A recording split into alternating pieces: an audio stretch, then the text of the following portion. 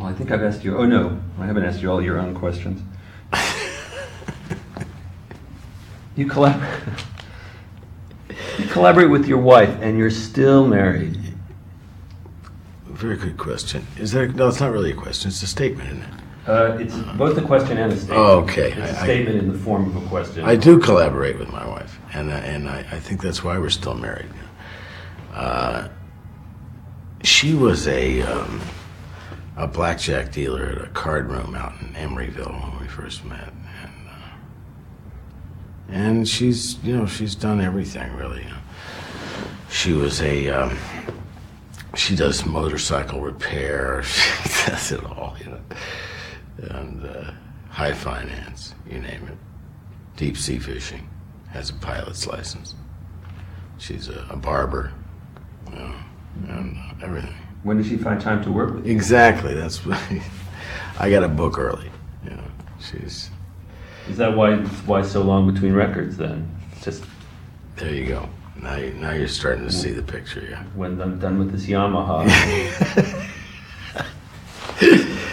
It works. I don't know how it works. I guess if it's not broke, don't fix it. Right? It works. It's like. Yeah, it just works. You wash, I'll dry. We have a good rhythm together, so. And I trust her opinion, If you're not careful, it gets like the emperor's new clothes, You have to have somebody to say, honey, what is this, hogwash? Is this crap? Is this, what is this? And then, so it's good, and she's got a great sense of melody. She's the only one that plays the piano, actually, and reads music, So, and she's excellent. How have you kept her from going solo? Yeah, exactly. She doesn't like the limelight, see? She's, doesn't like it. So, it works, Good choice of a partner then. Yeah, right, yeah. Stay in the background. Stay in the background. Put a muzzle on and chain her to a fire hydrant. Now, these records that you've made seem to be full of different forms of music. Yeah. Oh yeah. Like Barcarolle. Oh, cakewalks. Now, the Barcarolle, I haven't heard of anybody writing a Barcarolle since Offenbach and the Tales of Hoffmann. Oh, right. Well, Barcarolle, it's just a ship's waltz. I mean, barca becoming the root word for ship, and then roll, and then that's why there's so many waltzes written by sailors, because they're always waltzing, moving from one side to the next, and so Barcarolle, there you have it. Barcarolle. Yeah. And the cakewalk. What does the cakewalk mean to you? Gee, I don't know. I remember in carnivals when I was a kid, there was always a cakewalk. They put on a record, and then you go around in circles. If you land on the right number, you win a cake. Is that the terms of I don't know. Song forms are just like Jello molds, I don't know. I like goofing around with them. You pour a flavor in there. Yeah, and wait for it to set. Now, is there anything you'd like to say about any other members of the animal kingdom before we send you back to the emus? The crows, the crows, the termites. Anything? The crows? You mean the teenagers of the bird world? I've heard that they are. They are the teenagers of the bird world, because they. What happens is they get all their work done by like 9 a.m. and they have a whole day, so they play rugby with a white rock or play keep off the nest, that type of thing. Have little races around town. Kill bugs, have bug killing contests, And do they ever get in trouble with the bird authorities? It's probably very likely. Yeah, they do. They but when they have time to themselves, they'll sit on an anthill, and they'll wait till all the ants in the anthill have completely engulfed them. And they say there's no true biological reason for it, except that it must give them pleasure. And it's like their eyes kind of roll back in their head, and they kind of tipped to one side, and ants crawling all over them.